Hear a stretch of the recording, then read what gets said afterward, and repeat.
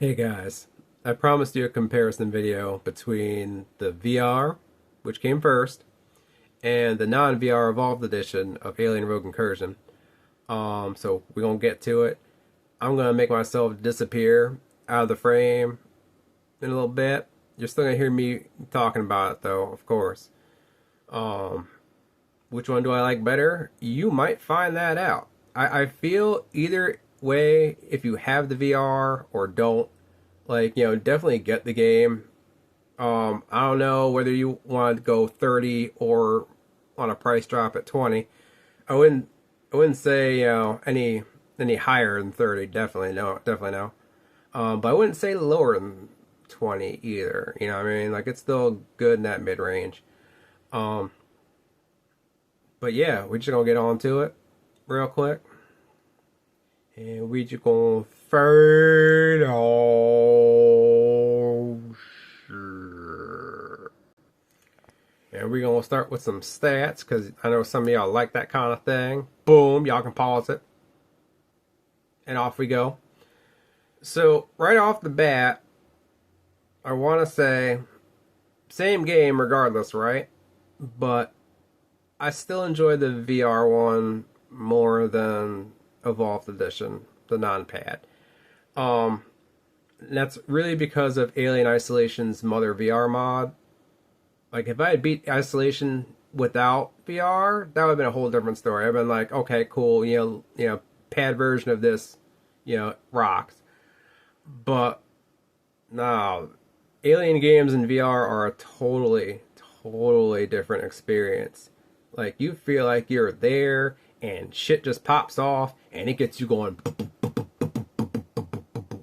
after a while. So nah, you can't recreate that with non VR like a pad. You can't have that same experience. Speaking of experiences, okay, so the VR version did not have the glitches or the bullshit that the Evolved Edition had day one out the gate. Um, for me to have to re-verify the files just to get resolution options unlocked, that was dumb.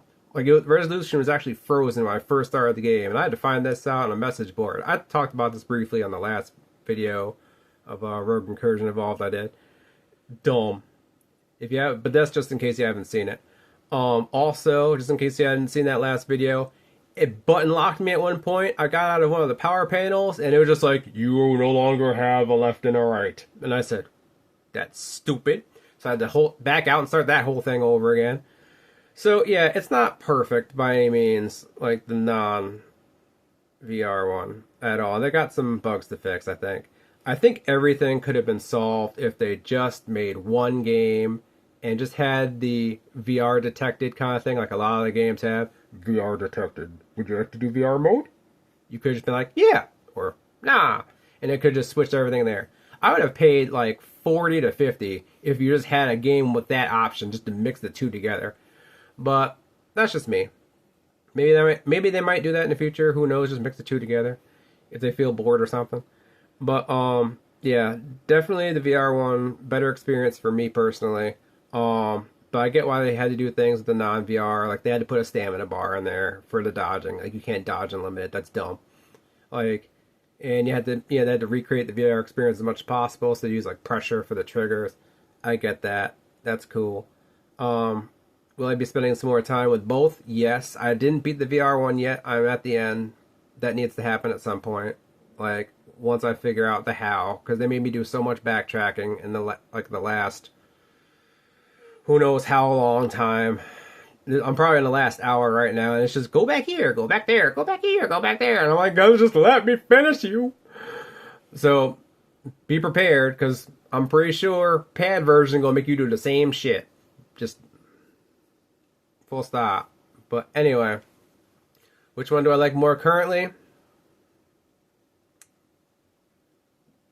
VR.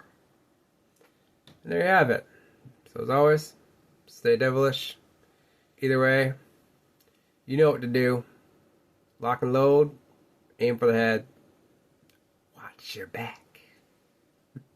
Later.